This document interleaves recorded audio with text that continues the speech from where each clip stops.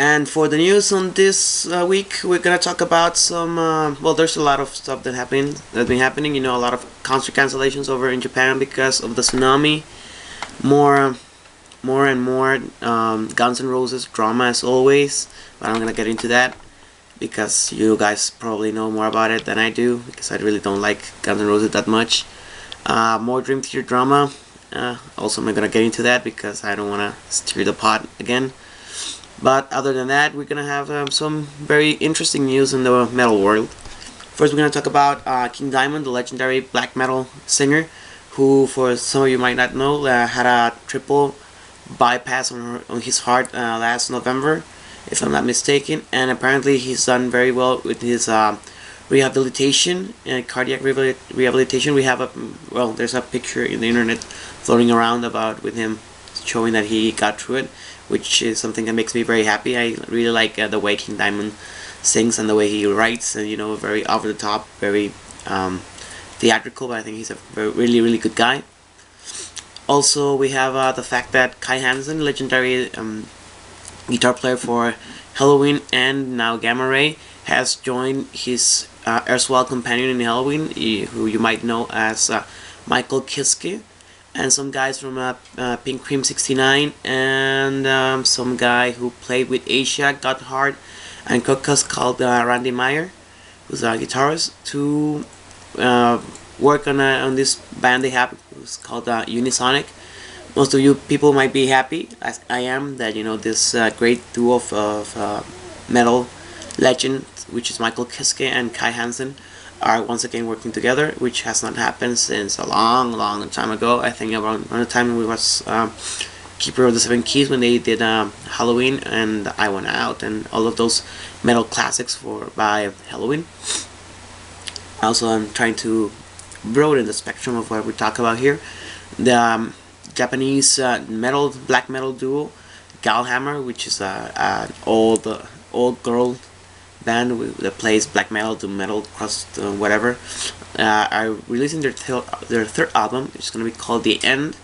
Their work is already finished on it. It's going to be coming out on April 25th on Peaceville Records, and it's going to be an important album because it's the first one that's going to be released without their original guitar player Mika Penetrator, which who decided to work on her other band full time and decided to jump ship on GALLHAMMER. Meanwhile, the girls on GALLHAMMER are working really hard on this new album, and it's gonna be produced by a legendary black metal singer who you might know as the singer for Mayhem, which is, talking about Maniac, and I think he's dating the Vivian Slaughter, the bass player for GALLHAMMER. So maybe that's where the relation is gonna come out, and we'll see what happens with that.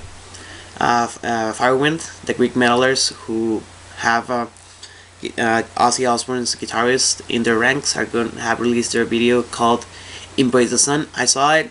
I didn't particularly thought it was a very good video, but I can see how some people might like that kind of metal. I thought it was lacking a bit on some some punch. I think it was like it took you up and then never took you to the real fist pumping or whatever that makes some real good songs. I think they might have some better songs in their albums. I listened to the album, their latest album, but nothing really stuck with me. But I know that maybe that's not the part of it. It's just showing how good those guys are, which they are. Peter Tactrin from Pain confirmed the title for their new album is going to be called You Only Live Twice, which is it reminds me a bit of one of their old albums, which was Dancing with the Dead. You might remember, very good album.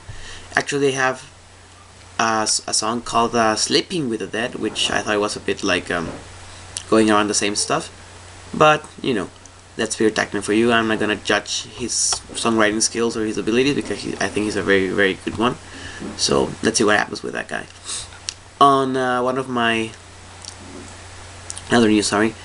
favorite bands, one of the first metal bands that I started listening to, which was HAMMERFALL. have announced the detail for the new album. It's gonna be called Infected, which is I'm very excited about it. Not because I'm actually now a big fan nowadays. I'm actually haven't been following those guys very closely, but I'm excited about it. Jumping on stuff like a little girl, because it's gonna be produced by this guy whose name is what is it? John Michael?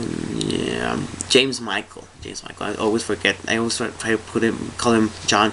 He's the guy who sang and produced the album for Nicky Six, 6 a.m. Life is Beautiful, which I thought was a very very good album. No, the Heroin Diaries, which was companion obviously for Nicky's Heroin Diaries book. I thought the album was really good. I think James Michael is a very very good singer and very good producer. So I'm really excited what he's gonna be able to do with HAMMERFALL, because HAMMERFALL, like I told you, one of my one of my favorite bands. I always like their videos, their singles, and I'm gonna be waiting for this new album. They have very interesting songs, song titles, which is like 666, The Enemy Within, Immortalized, Patient Zero, Bang Your Head, and a special treat maybe for all the Latin American fans, maybe especially the Mexican fans. They have a song called Dia de los Muertos, which means Day of the Dead in English, which is, you know, a very ancient tradition here in Mexico, which is worshipping the dead. So kind of like Halloween, but a bit more religious, a bit more serious. So I'm gonna be very excited about that. I'm gonna be looking forward to that song. Also, we have important news on IMMORTAl, or rather not IMMORTAl, but DEMONAZ Occulta, who is the guitar player, or who was the guitar player for IMMORTAl, until he had got some problems with his hand and now is unable to play. But he's been keeping active in IMMORTAl as a lyric writer and as a manager for the band. A lot of people who go to IMMORTAl shows have been able to meet DEMONAZ, because he's always hanging around selling t-shirts and making sure the band is top notch, and yeah, like I said, and writing their lyrics. And if you saw the last video that IMMORTAl did, he actually made an appearance with full on black metal death corpse death makeup. Yeah, I forget how they called it, but you know what I'm talking about, that white and black makeup that IMMORTAl guys are so fond of using. But the thing is that he's been releasing his own material as DEMONAZ, and he has this album called March of the North. It has some interesting titles like Northern Hymn, March of the North, A Son of the Sword, Under the Great Fires, Ode to Battle, Legends of Fire and Ice, which, like you can see, those are typical IMMORTAl titles. But I think it's very important that he's doing it by himself, you know, rather than as DEMONAZ. And it's gonna be, I think most of the guys for IMMORTAl and for the other IMMORTAl project called are gonna be playing on this album, which is, I think it's important to see the take of DEMONAZ on his own music, which might be different from what Abath does when he's playing in or when he's playing IMMORTAl, you know. But I think it's gonna be very interesting. I'm actually gonna be looking forward to it. Another thing I'm gonna be talking about to you right now is Rhapsody of Fire, also known as Justice Rhapsody, another great symphonic power metal band, speed metal band that a lot of people like. I like some of their songs. I think they're very good. I usually have a laugh about their videos, because I sometimes think they're very very corny, but you know, Rhapsody has a very epic, bombastic feeling to their music. So I'm not surprised that their music is usually bombastic and over the top. The new album is gonna be called From Chaos to Eternity. It's gonna come out on June 17 on Nuclear Blast Records.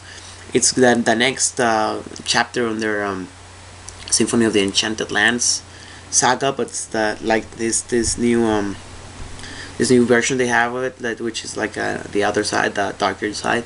So, and that the titles reflect that. Like I said, it's From Chaos to. You have some titles like From Chaos to Eternity, Anima Perduta, which I'm gonna draw on my basic knowledge on Italian to translate and believe it means lost soul. They also have a song called Aeons of Raging Darkness. They have what also The Splendor of Angel's Glory, and Tempesta de Fuoco, which, if I'm not mistaken, means Tempest of Fire or Fire Tempest. And they have this song title, which I don't know why it drew me. It's gonna be called I Belong to the Stars, but I think it's a very interesting song title. Overall, I'm gonna be looking forward to Rhapsody, because I'm gonna give them a chance. Those guys a chance. I'm gonna try to expand my opinion on them. Another news that has me very interested, this had me very happy this week, is the announcement of the new singer for Iced Earth. If you guys don't know, Iced Earth is also one of the very first metal bands I got into, and it's one of my favorite metal bands. I still rock out to the old albums by them. I especially love Alive in Athens, which to me it's like the sample of how a good live album should sound. I was kind of bummed out when I realized they have made some arrangements to it, and that it's chopped up in parts instead of just being continuous. But I think that's the way most bands do with their live albums. I actually got to see them last year, 2010, at the beginning of 2010, with Matt Barlow, one of the greatest metal singers ever in my opinion, and boy, I was blown away. Aside from the fact that they didn't play two songs that I was looking forward to, the whole fucking show was great. Those guys are spot on. And the new singer is a guy called let me see whose name is this? Stu Block from a band called Into Eternity. I'm not gonna lie to you guys, I've never heard of Into Eternity, but I'm gonna trust John Schaefer just this time, with who he picks as a singer. I'm on the side of the guys who thought Ripper Owens was not a good choice for Iced Earth, especially after having somebody with the voice like Matt Barlow's, which is a very deep and powerful voice, compared to Tim Owens' high-pitched voice, which I really don't like, and I don't think it fits. It actually drew me away from Iced Earth. I thought even John could have made a better job singing than Ripper did. But hey, John is a very hard-headed man, a very decisive man. He says it's gonna be like this and it's gonna be like that, and most people fall in line with John. So let's see how this new guy does. I'm actually gonna be checking into Eternity to see how this guy sings. I'm gonna hope that the recommendations that people gave up on him are good, because I really want somebody who sings like John. I don't want a Matt Barlow clone, but I want somebody who can get that feeling of darkness and evilness that usually Matt Barlow did. And also, speaking of Tim Owens, I'm gonna also take a leap of faith with this, because, like I said, I'm not particularly into his voice, but I'm gonna give him a chance because he's gonna be taking on the mantle of one of the greatest metal legends ever. I'm talking about Dio. He's Ronnie James Dio. God bless his soul, God rest his soul, or God fear his soul now that he's in the afterlife. Tim Owens is joining some of the guys who actually play with Dio. Rudy Sarso on bass. Yeah, on bass. One of the bassists for Dio. Let me see who it was. I have the name right here, but my computer is going haywire on me. We have Simon Wright on drums, Greg Goldie on guitars, and Scott Warren on keyboards, sorry. And we have also Tim Ripper Owens singing, and Toby Jepson from Little Angels and Gun, bands who I've never heard about, but these guys are going to come together and play some shows over in Europe as Dio Disciples, which is also a very weird name. But the problem here, or the thing here, is that with Dio, the wife for the widow actually for Dio is 100% behind these guys. So I'm gonna give them a chance because, well,